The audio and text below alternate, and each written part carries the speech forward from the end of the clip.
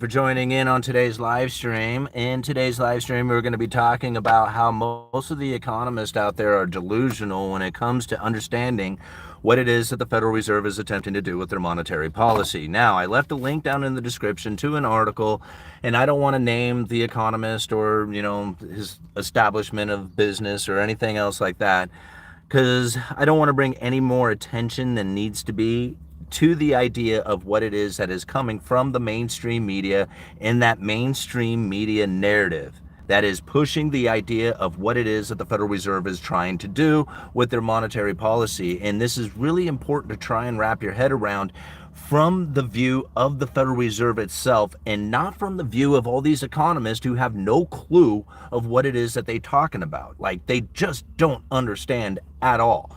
A lot of them are stuck in the previous way that the Federal Reserve had conducted themselves with the adjustment of monetary policy by the Fed funds rate. If they would adjust Fed funds rates, that would typically move its way into the economy through the adjustment of interest rates. Then that would start sparking purchases and consuming and all kinds of stuff.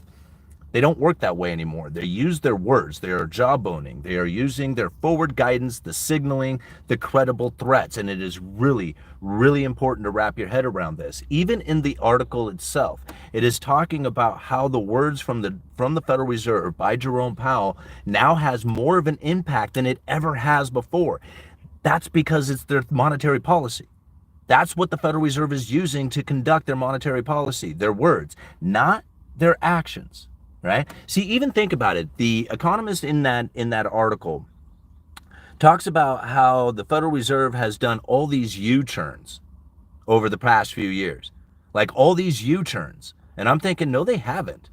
Like, they haven't hardly done anything at all. They make a statement, what they are doing, going into quantitative easing. Then they make a statement, quantitative tightening. They are sitting on their hands. They haven't done anything. They talked about an adjustment to the balance sheet roll-off, which is going to happen in June, but that's not even a U-turn. That's more of like an easing off on the brake, right? There is no U-turns that are taking place. I don't know what the delusional thinking that comes from this economist that believes that the Federal Reserve is doing all these U-turns. Now, I understand his perception of what the Federal Reserve was going to do may have done a bunch of U-turns. Like, there was a lot of people back at the beginning of the year, at the end of last year, who were convinced there was going to be 7, 8, 9, 10 rate cuts coming this year. They were convinced of this. Not an if. It wasn't an if. It was a when, and by how many. Now people are questioning whether or not they're even going to be an if. Like talking about the interest rate cuts coming to the future. Right? So the Federal Reserve has all these people just twisted. Their minds are just twisted. Right? They have no clue of what's happening. They don't understand monetary policy. They're trying to assume what it is that the Federal Reserve is going to do. And a lot of these people are basing it off of like politics, which is the worst of it, because that doesn't have anything to do with the Federal Reserve's monetary policy. And now I want to go and just read from Michelle Bowman's speech, which is not that old. It's just, how old is this thing? This was dated April 5th. Right? So we're talking just a little over a month ago, right? And now if you read through this speech, I'm sorry, I didn't leave a link down in the description. I really should have. But the issue that they are talking about, right? Here, I'm just going to read just a little bit from this so we can kind of get an idea of what it is that she was talking about, right? So here's the thing. This is what she was saying. When I joined the FOMC, in late 2018, despite nearly a decade of accommodative monetary policy following the financial crisis and subsequent recession, one of the primary concerns was that inflation had persistently been running slightly below the committee's 2% inflation target. This was a major problem for the Federal Reserve back in 2018 when she joined the FOMC. Very important to understand that it was the inflationary scenario that they were looking for that they could not find, persistently below the committee's 2% target. She goes on to say this: there was recognition that the natural rate of unemployment may have been lower than many in the FOMC had estimated, and that inflation may become less responsive to reductions in the unemployment rate. Now, this is really important to understand. that this was the way that the Federal Reserve had conducted themselves for so long that nobody understands it, especially the economists out there who say they understand and know what the Fed is.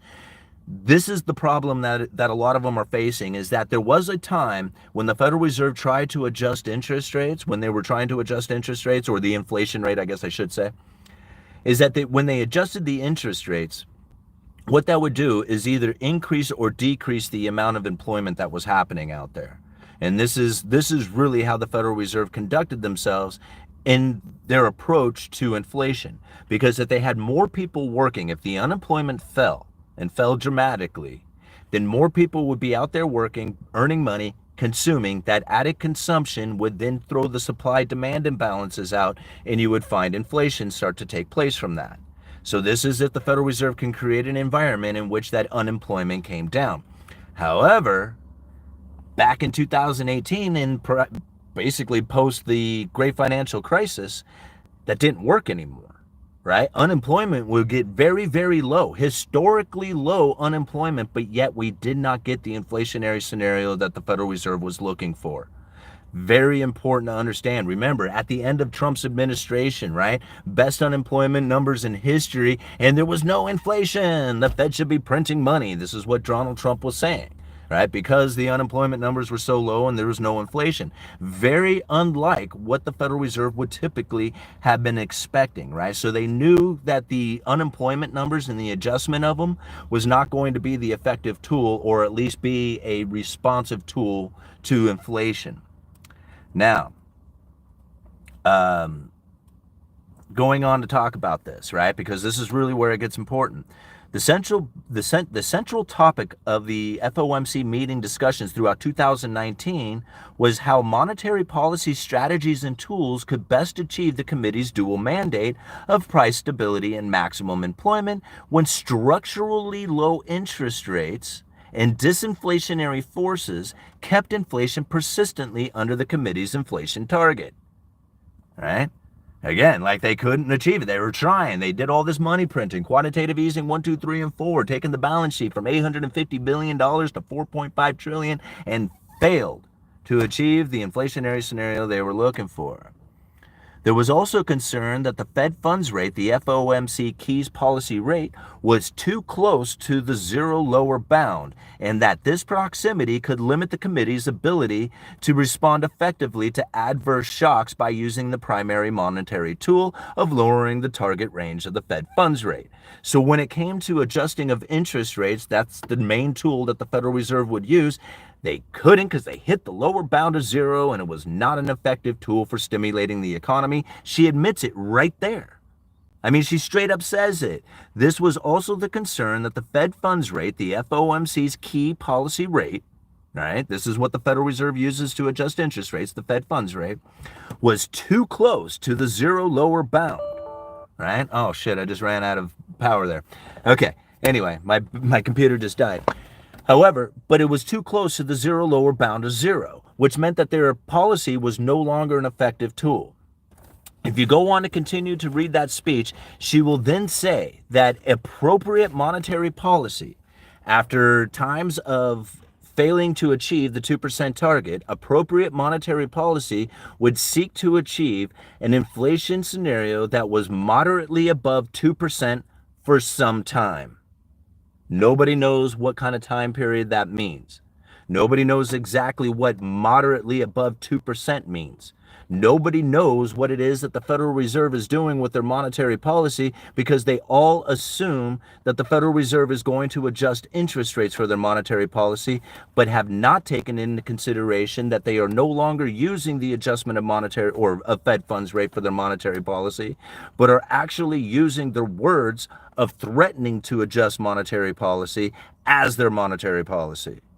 Isn't that crazy? I mean, think about it. Look at the article within itself, and they say it, that their words have more impact now than they just about ever have. This is exactly what the Federal Reserve was attempting to do, was to use their words for forward guidance to try and stimulate the economy by this, the idea of them lowering rates going into the future. Whether that actually happens or not is less consequence to the actual outcome, as it is that people have no perception that the Federal Reserve can do this. Like, this is really where it's gone to. Like, people believe that don't believe the Federal Reserve is actually doing what it is that they said that they were going to do. Like, this is where people are failing, right? They don't think that the Federal Reserve had stated it and executed it and are now performing exactly the way they said that they were going to do it. Most people have looked at it and said Jerome Powell lied, they screwed it up, they don't know what they're doing, they're flying off the seat of their pants, they're political. There's all this jargon out there that just totally misrepresents what the Federal Reserve is attempting to do, right? And once you see it, once you recognize it, once you know what it was that the problems that they were facing with that lower bound of zero and the idea of monetary policy being adjusted by that Fed funds rate just no longer an effective tool. It's like having a broken saw. It's like, hey man, we need to cut up a bunch of lumber, we need to build a house here. And it was just like, all right, well, hand me that saw. Why? It doesn't do anything. Yeah, but we need a saw, right? I mean, what else are we going to use?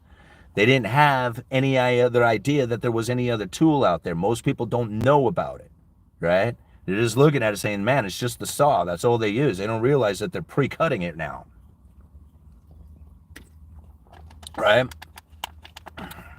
Pre-cutting the lumber before it gets there.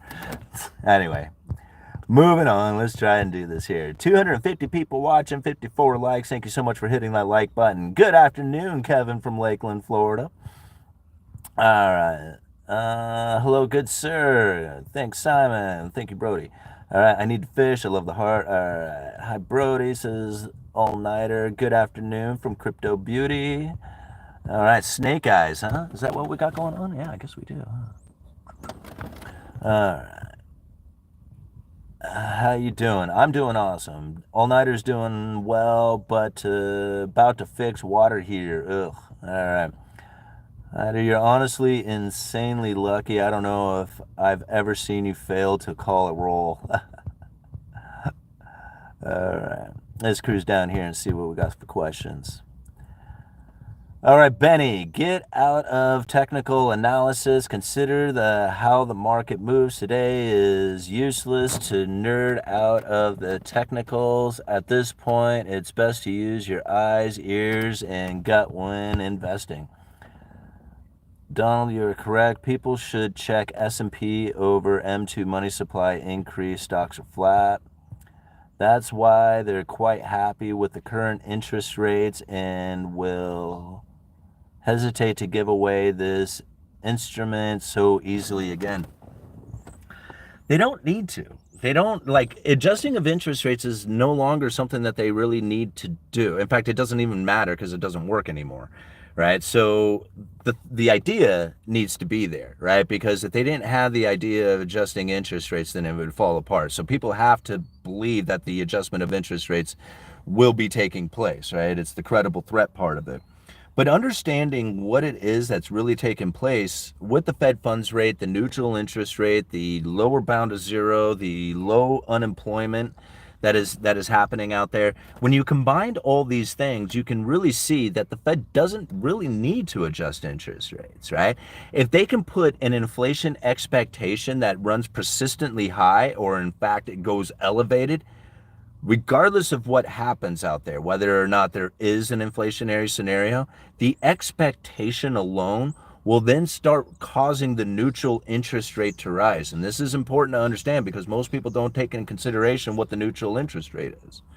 But if you have a neutral interest rate, which is the Fed funds rate not being accommodating nor restricting the economy, it's neutral. If that neutral interest rate begins to rise due to the inflation expectation being elevated, and the Fed stays still on their Fed funds rate, well, then the neutral interest rate works its way ever closer to the Fed funds rate, which makes the economy less restricted.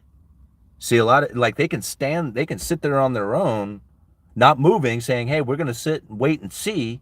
And if the inflation expectation begins to run persistently high going into the future, it would actually make the economy less restricted if the Fed was to remain still by that neutral interest rate rising and moving ever closer to the Fed funds rate. People wonder why the economy is so resilient right now. That's one of the reasons. Right? That's one of the reasons. It's because of the elevated inflation expectation that has actually made the economy less restricted. We, I know, right? It's so backwards thinking to try and understand that, but that's really the way it is. You know, everything is backwards. The whole economy, everything within the economy is counterintuitive to what you might thought. I mean, everything. You know, it was funny because I even saw where George Gammon was talking about how the dollar is, I forget how he labeled it, but basically like a dollar wrecking ball ripping through all these different nations out there and stuff like that. I did a great video on it. I didn't catch all of it, but I did listen to quite a bit. And I thought to myself, you know, I did a video 2 years ago called King Dollar the Destroyer. I was calling out that 2 years ago, saying that we were going to eventually face this moment. And now, try being a dude out on the internet in the middle of an inflationary scenario that everybody thought for sure was going to run into a hyperinflation scenario, and I'm putting out videos called King Dollar the Destroyer, coming to destroy the rest of the world, right? How many people at that time, 2 years ago, how many YouTubers out there, YouTube economists out there, were talking about how the dollar was going to be stronger, destroying nations all over the world here in a few years? How many economists out there were talking about that? Very few, right? But I stick to it. Like, I have been a strong dollar theorist pretty much since I started this channel, like the entire time. And now I'm not even like, and I'm somebody who's just like been advocating to end the Fed, right? Like, I understand how the Fed is operating. I understand how evil of an organization they can be, right? Especially if you allow that evil intent to then like incorporate your thoughts. But I don't look at them that way. I don't look at it like anything like that. I look at gold and silver and crypto and the government and Federal Reserve and the barter system. I look at them all as different things. Like, it's all just little pieces of the entire economy that comes together as a big whole. You know? Yeah, I got $20 there. Let's go take a look at that. This is from Johnny Midas. Thank you so much for the 20. From one friend of Bill W to another. Man, right on. Thank you so much, Johnny. I really appreciate it. It's been a while for me. It's been like 9 years. 9 years now or something like that. Yeah. Every day's a struggle. But, you know, we get through it. All right. Let's see here. Let's cruise up there a little bit. All right. Crypto Beauty, all-nighter hider. Hey, okay. Seems so out of touch. I guess it makes them feel better thinking they have some control. That is all right. Brody, glad to hear. Congratulations. Simon needs his road dog. Yeah. Firstborn hider, it has been a blessing. And yes, we're all having all that fun we can handle. He is the youngest fan of Simon in the country right now. Right on. Buffett be drinking a Coke a day. Very exciting, Benny. Stay curious. Did you name your new baby Simon? Oh, Benny. Oh, wow. Now you get to learn what real love is. Congrats, my man. Oh, so I guess Benny just had a kid? Is that what's going on? Yes, first baby. Right on, Benny, man. Changes your life, bro, I swear. All right. Nearly every pundit has been forced in recent to recant these past years. You know, it's like every single person who was claiming inflationary scenario coming to destroy the economy, destroy your life, destroy the government, all this other stuff. Everybody who took on this belief that there was going to be inflation running rampant to the point that, you know, it was going to just kill everybody, actually was what benefited the Federal Reserve. It was all those people who were putting out that information, who was taking on those thoughts, who was taking on those theories. It was all those people who actually benefited the Federal Reserve and their monetary policy.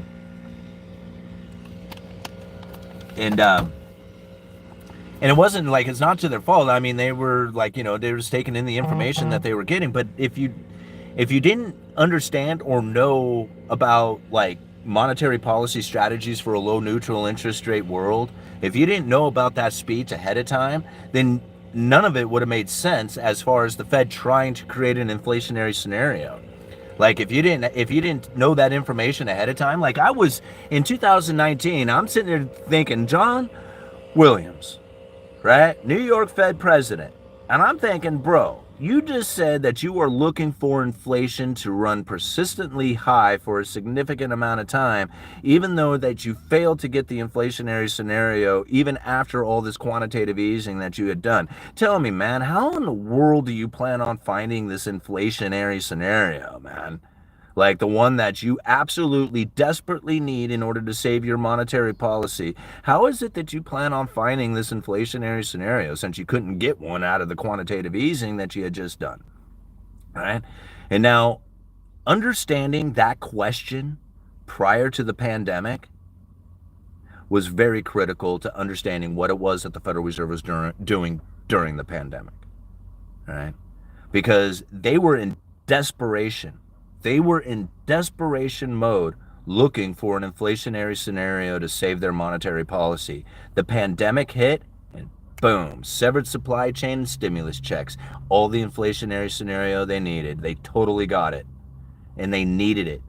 Like everybody who was following the Fed and the monetary policy and the fact that they were living in a low neutral interest rate world, the monetary policy of the Fed funds rate had hit the lower bound of zero. There was literally no more tools left to use. And without inflation, they were going to fail.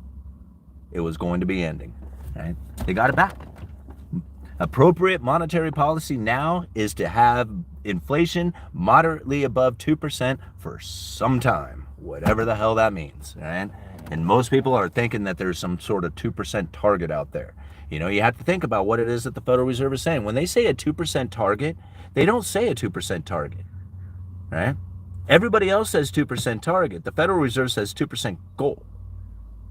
They say 2% over time, right? But the 2% target is a 2% average inflation rate over time. And there is no mathematical formula for figuring it out. And that's where like 99.9% of everybody out there has got it wrong. It's because they don't understand that the Federal Reserve is not going for a 2% target. They are looking to achieve an inflation rate that is moderately above 2% for some time. And they've got it. This is it. This is exactly the way they want it. And for people to say, man, they don't know what they're doing, or man, they're concerned, or they're trying to figure out where it is that they need the economy, this is it. This is exactly where they wanted it. They got there. They are achieving exactly what it is that they wanted to do. Nobody believes it, right? And even their communications sound like they're not achieving it. But that's exactly what they're doing. They're achieving their monetary policy in the exact appropriate fashion that they feel to their strategy, right? You know. All right, DB, thank you for the $1.99. Square this with a rigged CPI compounded lies. Yeah, and see, this is where I don't really even, like, if you hear me, I don't really come up with a lot of numbers. Like, people out there they throw out a lot of numbers, GDP's this, blah, blah, blah, blah, blah. All these numbers, they don't make any sense to me because, pretty much the government has already admitted that they are going to lie to us about what those numbers are. FASB 56 has already just basically created a situation in which that you cannot trust the numbers. Like they told us, they are lies, right? They are accurate enough for you to do your investments and your retirement portfolios and all that other stuff, but they are not the real numbers because the real numbers have to be hidden for national security reasons, right? So literally everything we look at is an illusion. It's all an illusion, right? All those numbers. What isn't, and at least in my opinion isn't, is the direction that they are going and the percentage on or the amount that they are moving. Like the actual numbers, I don't think are trustworthy, but the direction that they move, right? I think that is worthy information. And so this is really what I come to the conclusion of is that everything out there is literally an illusion of them trying to guide your perception, guide your thoughts, and guide your understanding of what it is that's going on out there. Once you read from the Fed itself, once you understand their strategy from their own words and their communications to each other, it really starts to clear a lot of this stuff up. All right. Ordered a bag of 90% silver dimes today. Hey, good for you, man. I have a bunch of those myself. Yes, Simon, my firstborn. A son was born a day ago. Thank you for the shout out and the community you've created. Let's get you on tour and grow this thing even further and get the community some recognition. Yeah, absolutely, man. I'm glad to hear it, dude. Like I didn't know it when I was younger, but really having kids changes your life. I mean, it changes everything about the way that you see the world and what it is that you're doing with with yourself and what it is that you need to do in order to create a better world for those kids. Like it just changes everything. Yeah, perception management is a hell of a drug. Then let's see here. You'd buy it from a good luck with SD Bullion. All right. AppMix, I have an account there. Right on, guys. Do you see trade salaries coming down to the point of minimum wage? It seems the media is promoting trade schools and they never have been on the public side. Just like anything out there, I mean, if all of a sudden, if you have like, it doesn't matter what it is. You can really take anything for an example, but if it goes up in extreme price, right? Whether it's the wages for a plumber or if it's, a commodity like lumber or anything else out there, if all of a sudden there's an extreme price tag that's attached to it. Hey, Mike, what's happening, brother? If there is an extreme price tag that is attached to it, then you're going to find people investing into that idea, right? So all of a sudden, if like, let's just say, for example, if plumbers were going for $50,000 a year and all of a sudden they jump up to making $200,000 a year, you can probably bet that there is going to be a flood of people moving into becoming a plumber to try and take advantage of that particular situation where they're getting paid so much money for it. However, all of a sudden you got a flood of people who know how to do that skill, and the demand for plumbers is really not as extreme as it was to create a price tag of $200,000. Now all of a sudden you got people who are earning $100,000 when they thought that they were going to be making $200,000, and now people are saying, man, this business isn't as good as everybody thought it was going to be. Now, how long does that take before it actually occurs? I mean, who knows? That could take generations. It could take a decade. It could take a couple of years. It could take, maybe no time at all. It's really how persistent that particular shortage in demand last, right? I mean, Cantillon kind of describes it. He talks about a particular, sovereign nation. All of a sudden, like they might have all the commodities that they need to sell to a foreign nation out there, but they can't get the product to them because they don't have any kind of navigational skills, right? So the ruler of the land sends a bunch of people off to go learn navigation so that they could be a bunch of sailors, and then all of a sudden people come back and they all know how to sail, but nobody knows how to farm or produce anything. And now they don't need that many sailors, and you got a bunch of people who have skills that they can't use, right? I mean, he describes that in this essay. So, it's not like it's something new that's going on or is going to change. It's just the way it is. Any other YouTubers you like to watch?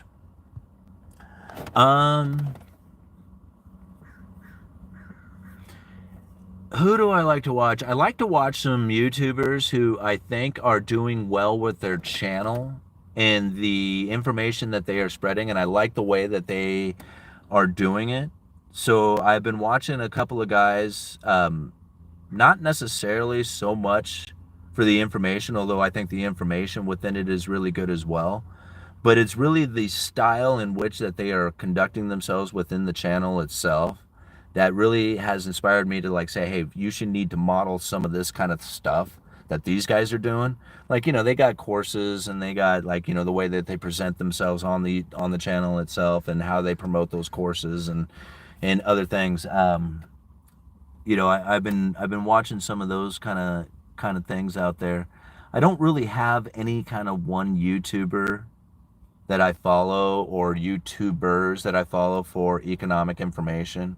Almost all the economic information and stuff that I get, I go out and search for myself, you know, whether I'm pulling a mainstream media article or trying to pull something out of the Federal Reserve itself. Almost all the information that I present here on my channel, I get from my own research, and very rarely do I pull anything from another YouTuber like that. So when it comes to, like, you know, the YouTubers that I have been following lately, I don't really have any. So who was it? Two of them, Aaron Dowdy, who talks a lot about expanding consciousness and, you know, trying to, you know, understand things on a higher vibration levels and stuff like that. I found his stuff to be pretty interesting. And then another guy, Casey Zander, he's more into like the dating coach kind of stuff, but I really love his view on just like, you know, just being the full, what does he call it? Like a full stack man. Like, you know, you got your health together, you got your finances together, you got your business together, you got your, you know, stuff together. And then after all that, then you go and chase the women or whatever. And that's kind of like his attitude towards it. And I liked his viewpoints about, like, you know, being that driven dude, you know, like that hardcore man. I like that information that he puts out there, but I really like the way that he presents it in order to drive his, like, his course and how it is that he's promoting that part of his business. I really enjoy, like, the way that he pushes that part of things. And I thought, man, that would be cool to try and set something up with the Uneducated Economist, so it has that sort of, like, you know, kind of flow to it. Anyway, so those are those are some of the YouTubers that I go out there and watch for. But like I said, for when it comes to economic information, most of the stuff that I am, like, looking for, researching, understanding, I'm doing all that from my own Google searches and studying, you know, searching through Fed documents or, you know, something like that. Anyways, moving on. Angry Capitalist, $2. Thank you so much. Powell cited Indeed's data over the BLS.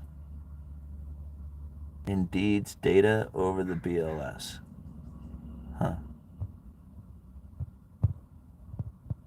I'm not sure what that... it's all about positive at the moment, Brody. What time is it? 11:52. Okay, I got a few more minutes here.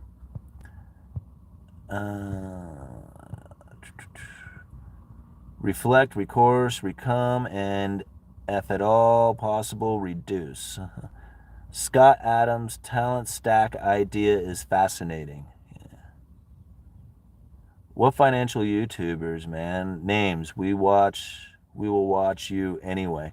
I'm not trying to knock any other, like, but they're all out there, you know. I mean, it's just all about people who you resonate with. And, you know, when it comes to, like, understanding economics, a lot of people end up having, like, a belief idea behind it. Like, you know, they're, like, on the idea of gold standard, gold bug, free market, you know, strong sound currency, you know, something that is more of, like, the Austrian economist kind of thought, right? And if this is, like, your belief, like, this is the way that you would like to see the economy, this is the way that you would like to see the economy moving towards, or see all the reasons why the economy sucks because it doesn't have these particular features to it, then you're going to generally end up following a lot of people who have that kind of idea along with it. Like, you know, they're going to be like the Peter Schiff type, right? Which is totally cool, because, like, I learned more following and listening to Peter Schiff than I did just about any other economist out there. But it's going to be very closed to any other ideas that are out there that don't relate to that of gold being the ultimate purchase, right?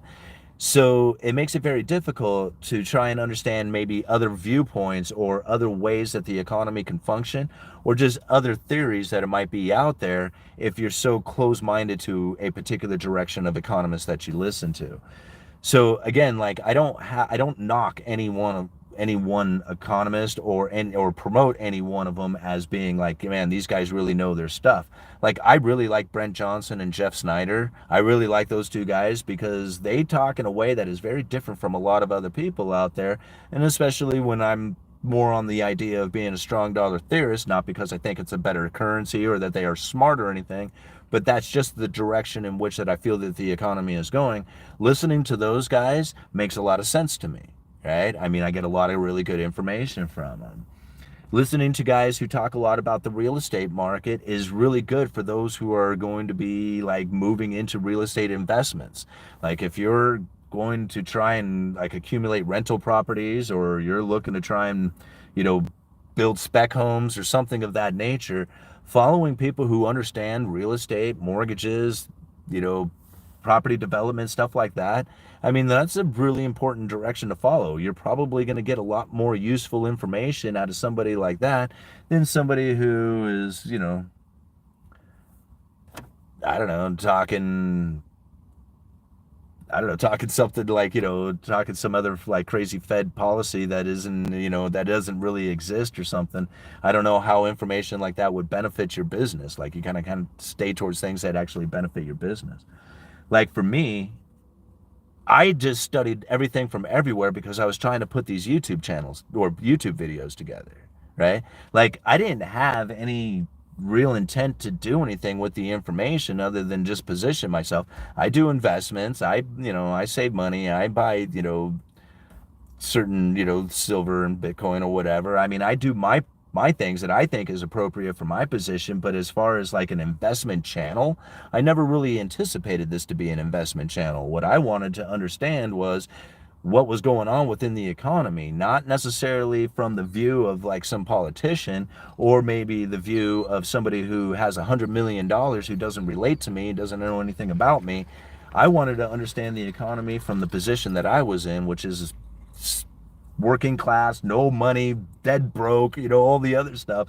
And I was just like, nobody is talking about the economy from that position, right? And that's really where I feel that this channel had done well, is because that's what I was doing. Like, hey guys, I'm like broke just like everybody else, working a job just like everybody else. I'm still kind of that way. I mean, yeah, I got the YouTube thing going on, which is a nice side hustle, but it's not like, it's not like my whole world is like, full of millions of dollars just flying at me from every direction. It doesn't work like that. It's like, we all have to try and position ourselves for the best that we can possibly do. That's really what this is all about.